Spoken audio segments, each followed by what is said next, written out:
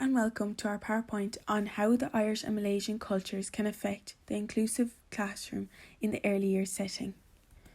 My name is Meadhbh and I will be talking about what inclusion is and an inclusive classroom. I will outline the statistics of Ireland and Malaysia on inclusive education.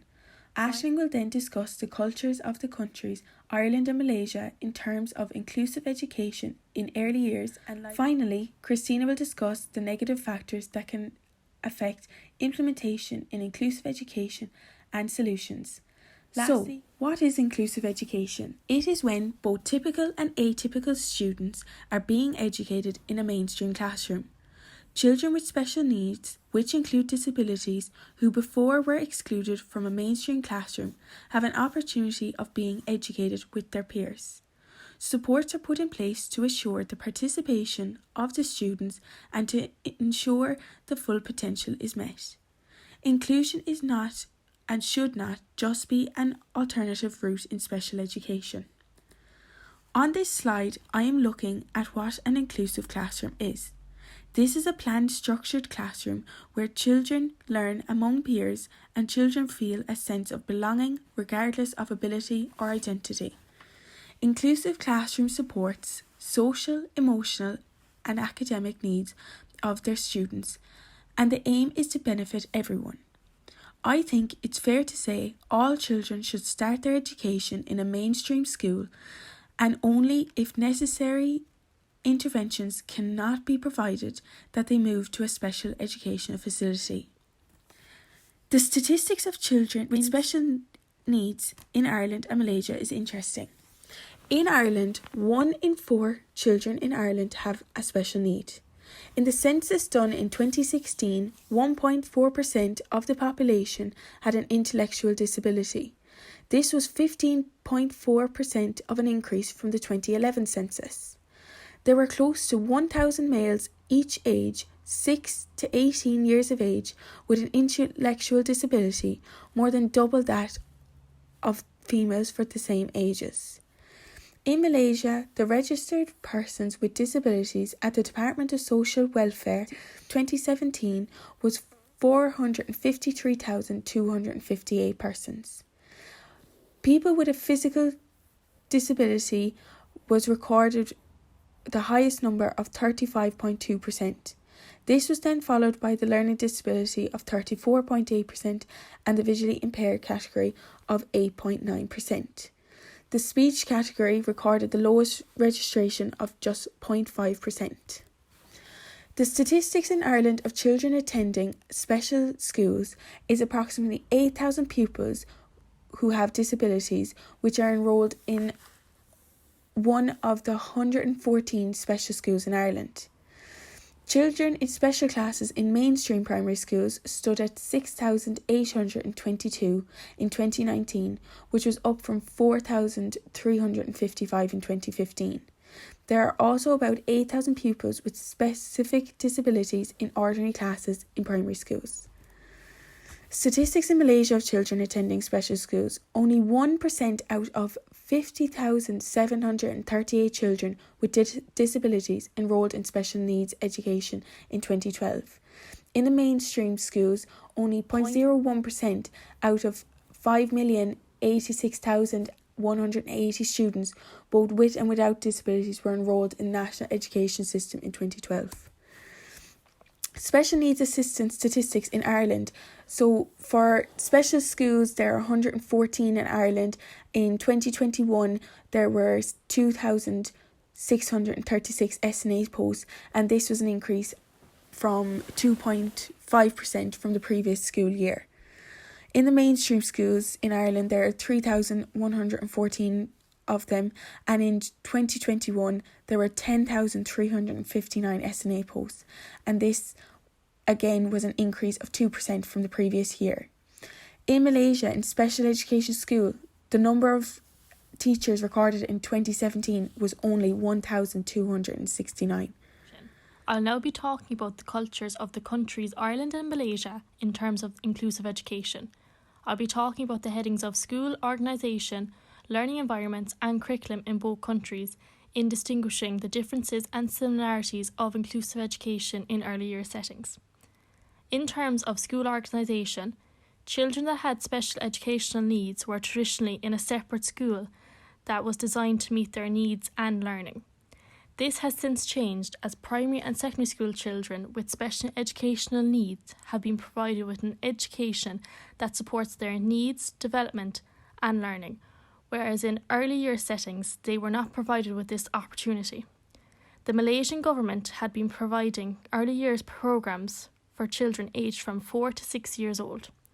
In 2003, the Ministry of Education approved special educational services for preschool children in early year settings. In that same year, 28 special educational services opened for children with hearing and vision impairment.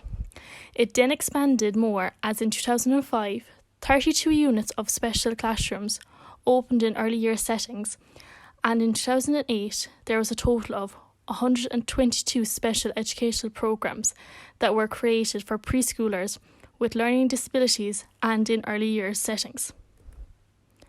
In terms of the learning environment in Malaysia, early year settings lack the special facilities to assist children who have special educational needs. They lack equipment within the environment such as railings, ramps and accessible bathrooms for children with complex needs. They also lack the appropriate technical aids. An example would include books in Braille. The Malaysian Educational Blueprint discusses how they can aim to let children have access to scaled up learning environments that are centred to all children in the early year settings. They are also aimed to introduce types of educational software, teaching aids and sufficient virtual learning environments that will tailor to the needs of the children with special educational needs in early year settings, focusing on settings in disadvantaged areas specifically. In terms of the social organisation in Ireland, children with special educational needs can attend their local setting where they will be in a mainstream setting with other children who all have different types of abilities. Children that have more complex special educational needs can attend a specific setting that is designed to cater for their needs and learning. There are currently 140 special settings that cater for children who have complex needs, such as the child who is deaf or blind. The early year settings in Ireland can adhere to the Access and Inclusion model, which was created in 2016. It helps to create a more inclusive organisation for the preschoolers, where they can benefit in their learning within the setting.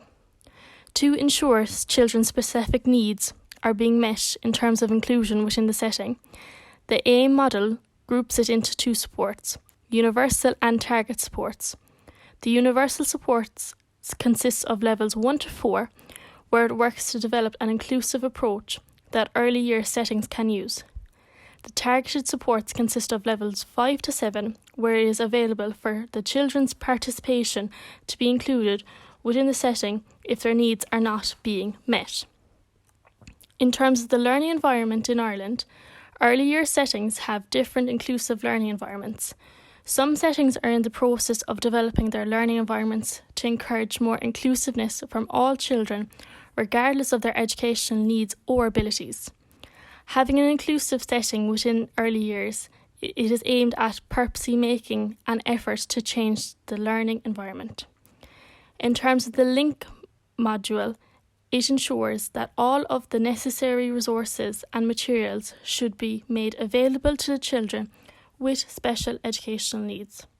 Some early year settings may be lacking ideas for an inclusive learning environment within their settings.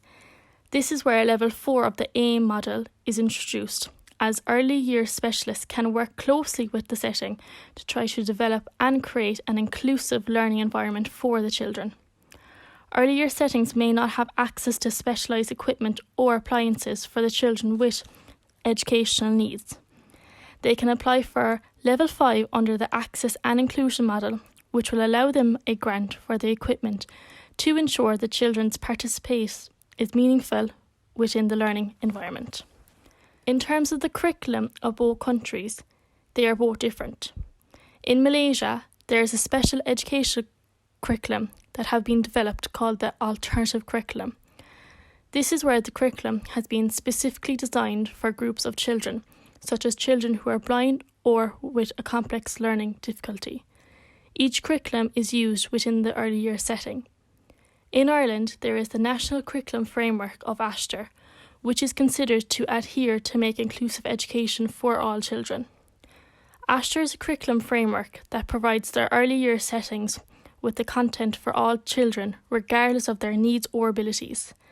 In some early years settings, there can be separate curricula for children who learn differently or have specific educational needs.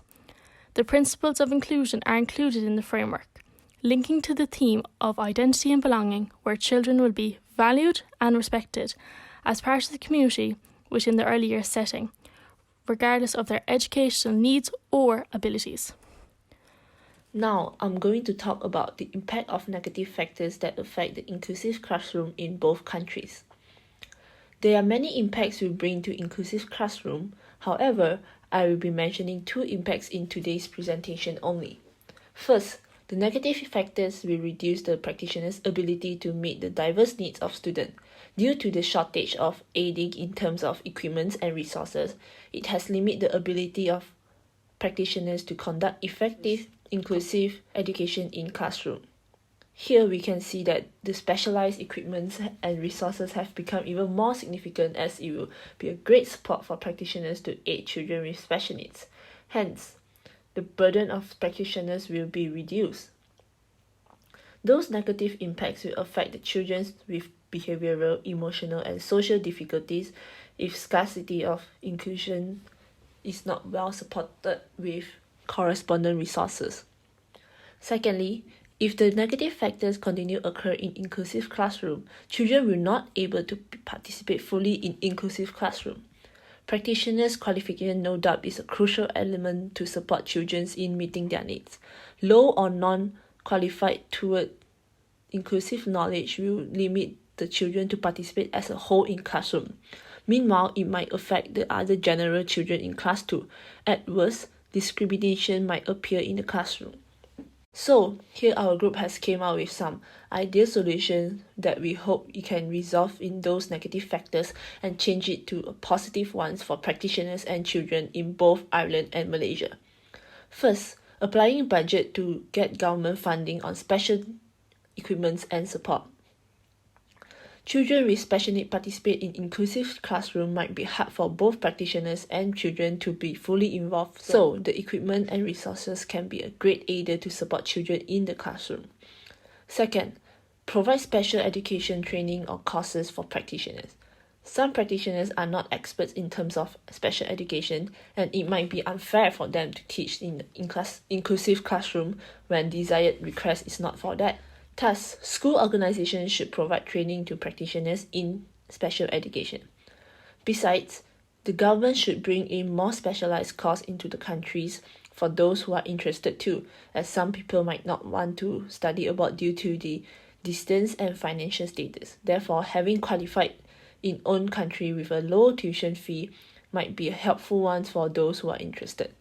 Third, practitioners should focus on children's ability rather than their disability, as we believe that the culture could be a mainstream factor that affects children with special needs. Special needs should not be seen as a restriction, but rather an opportunity to help children perform to the best of their ability. The focus should be on the child's ability rather than their disability. The society should also provide positive belief in special education and treat everyone as an ordinary unique person. Lastly, collaboration with multiple sectors such as schools, parents, government, etc. to support children can be a solution to help inclusive classroom. As mentioned by Yuri Bronfenbrenner's ecological system, children are seen as individual and all the surroundings of theirs will affect how the individual develop. Hence, we believe that with this method of collaboration, it will help children to grow and develop favorably in a positive learning settings. In conclusion, it's not easy to do inclusive classroom in mainstream classroom, as there are a lot of factors that can stop the effectiveness of inclusive classroom in terms of the learning environment, school organization, and curriculum. In order to meet the diverse needs of all children, qualification of practitioners and aiding supports are important. However, the most significant factor is the passion of the practitioners have towards the children, treating them individually. Here are all our references. And that's all from our group. Thank you.